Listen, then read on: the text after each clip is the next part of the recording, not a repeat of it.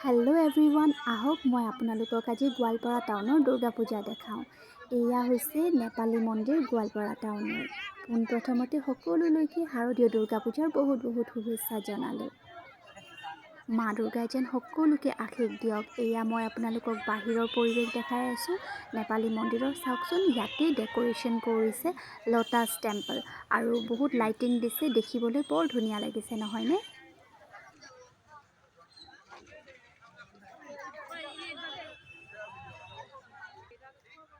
দুৰ্গা পূজাত আৰু খিচিৰিৰ ভোগ নাপালে সম্পূৰ্ণ হয় জানো? এয়া দেখিছেনে? এয়া আমি গৈ আছোঁ এতিয়া নৱজ্যোতি ক্লাবৰ পূজা মণ্ডপ। এয়া মই আপোনালোকক বাহিৰৰ দৃশ্য দেখাই আছোঁ। চাওকচোন, ইমান ধুনীয়াকৈ লাইটেৰে ডেক'ৰেশ্যন কৰিছে। এইখিনি ভিতৰৰ ভাগ আৰু কাষতে তেওঁলোকে চেলফি পইণ্টো ৰাখিছে। ইমান ধুনীয়াকৈ ডেক'ৰেশ্যন কৰিছে, সঁচাই চিম্পল হৈছে কিন্তু বৰ ধুনীয়া হৈছে। এতিয়া মোৰ বেক চাইডত দেখিবলৈ পাইছেনে চেলফি পইণ্টটো? বহুত মানুহে তাতে ফটো উঠি আছে, আমিও উঠিলোঁ। গোৱালপাৰা টাউনত প্ৰায় 25-30খনমান দুৰ্গা পূজা হয়। গোটেইখিনি দেখুওৱা সম্ভৱ নহ'ব, গতিকে কেইখনমান মই আপোনালোকক দেখুৱাই দিম।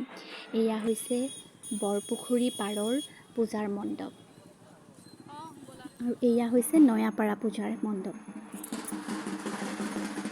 আৰু পূজা মণ্ডপৰ কাষতে এটা ধুনীয়া পইণ্ট ৰাখিছে আৰু ইয়াতে ধুনীয়া পোষ্টাৰ লগাইছে। মা দুৰ্গা যিহেতুকে এইবাৰ ঘোঁৰাত আহিছে, গতিকে তাকে দেখুৱাইছে। এইবাৰ আমি পালোহি আটাইতকৈ আকৰ্ষণীয় দুৰ্গা পূজা চক বজাৰত।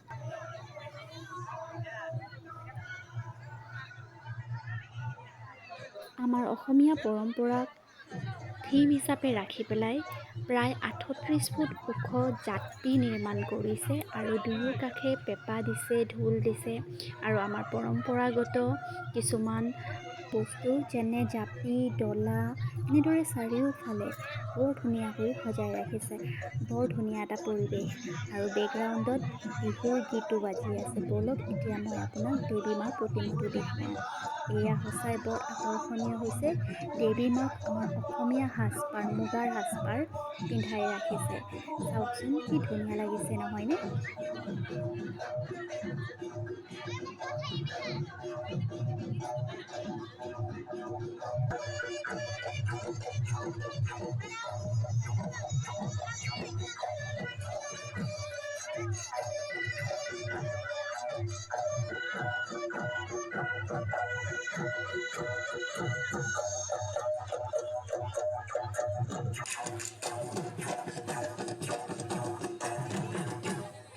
এইবাৰ আমি আহিছোঁ গোৱালপাৰা টাউনৰ কালীবাৰী।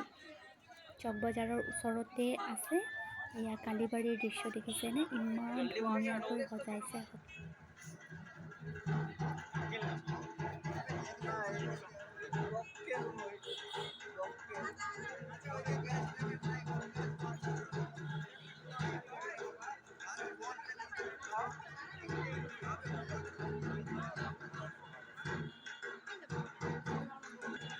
এই গোটেই মণ্ডপটো নিৰ্মাণ কৰিছে কেৱল বাঁহেৰে।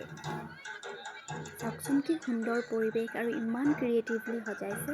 এয়া হৈছে আমাৰ গণেশ বাবা।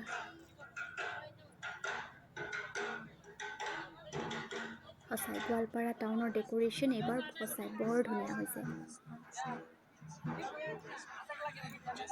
এয়া হৈছে গৰীব সমিতিৰ পূজা। ব্ৰহ্মপুত্ৰ নৈৰ পাৰতে হৈছে। ইয়াতে বহুত ডাঙৰ মেলাও হয়। এয়া দেখিছেনে মেলাখিনি?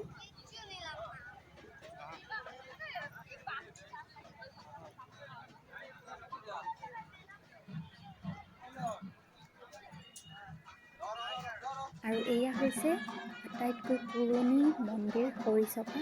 হৰিসভাত খুবেই চিম্পলভাৱে হয় কিন্তু বৰ ভাল লাগে। এইবাৰ কাষতে তেওঁলোকে এটা চেলফি পইণ্ট ৰাখিছে য'ত ৰাধা কৃষ্ণক দোলনাত ৰাখিছে। ব'লক আপোনালোকক ভিতৰৰখিনি দেখুৱাই দি আছোঁ।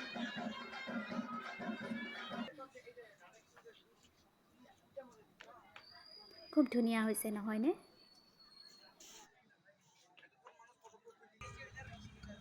এইবাৰ আমি আহি পালোঁ তিলাপাৰাৰ পূজা চাবলৈ আৰু এইবাৰ তিলাপাৰাৰ মেইন আকৰ্ষণ ৰাখিছে। এয়া ওপৰত দেখিছেনে বিল্ডিঙৰ ওপৰত? এয়া হৈছে চন্দ্ৰয়ান 3। প্ৰত্যেক বছৰৰ দৰে এইবাৰো তিলাপাৰাৰ পূজা খুবেই ধুনীয়া হৈছে।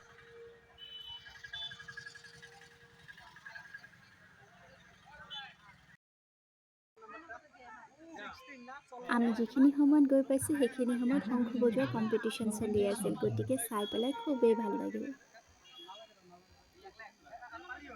তাৰে পিছত আমি শেষৰটো পূজা চালোঁগৈ বেলতলাৰ এইবাৰ মেইন থিম ৰাখিছে চন্দ্ৰয়ান-3। সঁচাই ইমান ধুনীয়াকৈ তেওঁলোকে সজাইছে চাওকচোন। এয়াই আছিল গোৱালপাৰা টাউনৰ আমাৰ শেষৰটো পূজা। আজিলৈ আহিছোঁ, নমস্কাৰ।